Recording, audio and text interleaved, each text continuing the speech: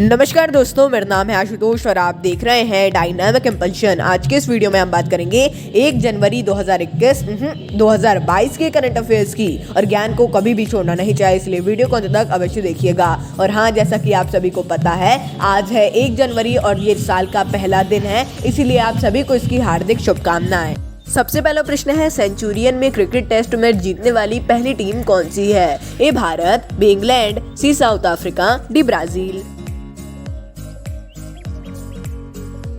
And the right answer is Bharat. तो Centurion में test match जीतने वाला पहला एशियाई देश भारत बना है। एशियाई देश बना है, ये याद रखना है। क्वेश्चन में गलत नहीं लिखा, हम गलत नहीं मानेंगे, लेकिन हाँ, एशियाई देश बना है, ये याद रखिएगा। और भारत में साउथ अफ्रीका को हराकर जीत हासिल की है इस टेस्ट मैच में, इसीलिए ये पहली ऐसी एशियाई कंट्री बनी है। और ये याद रखना है कि अभी भारत और साउथ अफ्रीका का टेस्ट सीरीज चल रही है।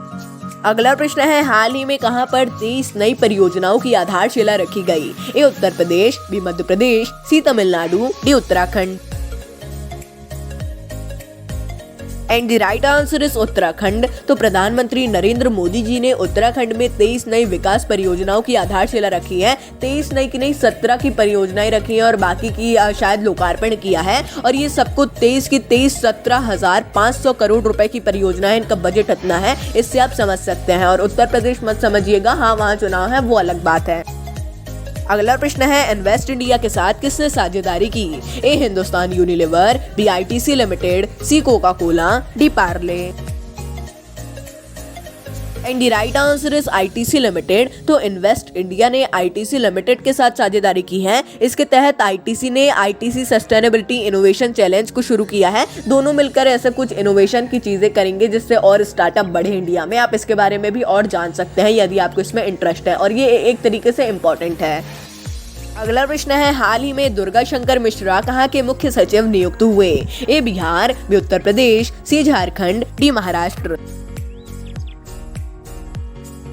And the right answer is Uttar Pradesh. तो हाल ही में दुर्गा शंकर प्रसाद उत्तर प्रदेश के नए मुख्य सचिव नियुक्त हुए हैं। दुर्गा शंकर मिश्रा लिखेंगे तो ज्यादा सही होगा। और यह राजेंद्र कुमार तिवारी जी की जगह लेंगे। ये पहले आवास और शहरी मामले के मंत्रालय के सचिव भी थे, जो मंत्रालय है उसके सचिव थे ये मुख्य।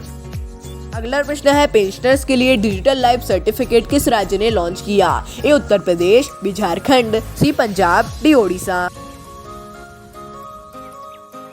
And the right answer is Odisha. तो ओडिशा सरकार ने पेंशनर्स के लिए डिजिटल लाइफ सर्टिफिकेट लॉन्च किया है। वो तो एक क्वेश्चन के लिए हमने बताया, लेकिन ये डिजिटल लाइफ सर्टिफिकेट के साथ उन्होंने पेंशनर्स के लिए बहुत सी डिजिटल सुविधाएं भी शुरू की हैं। और इतनी सारी डिजिटल सुविधाएं पेंशनर्स के लिए शुरू करने वाला ऐसा पहला स्टेट भी बन गया है। इसके बारे में भी आप जान सकते हैं, और ओडिशा में रहते हैं तो जानना तो बहुत ही ज्यादा आवश्यक है।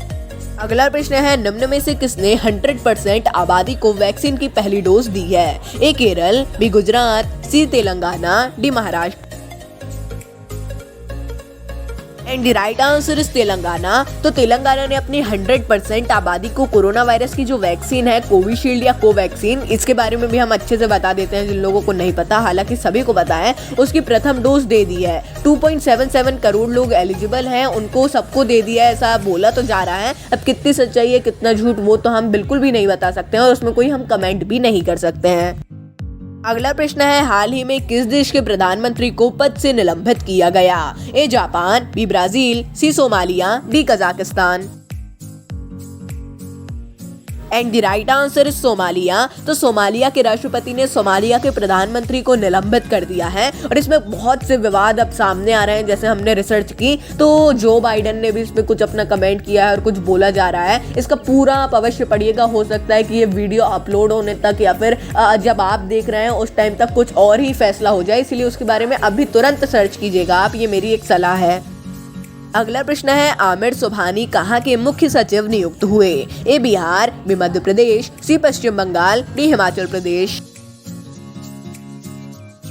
And the right answer is Bihar. तो बिहार सरकार ने आमिर सुबहानी को मुख्य सचिव नियुक्त किया है बिहार का। उत्तर प्रदेश का भी हमने आपको बताया और अब बिहार का भी बता रहे हैं। ये त्रिपुरारी शरण जी की जगह लेंगे और ऐसा बोला जा रहा है कि ये नीतीश कुमार इनको जानते हैं, ऐसी कुछ बातें हैं। हम जब इनके बारे में और सर्च कर रहे थे तो ऐसा कुछ सामने आया था। यदि आप बिहार में रहते तो जान लीजिए और टाइम हो तो जान लीजिए, आप कहीं पे भी रहते हो।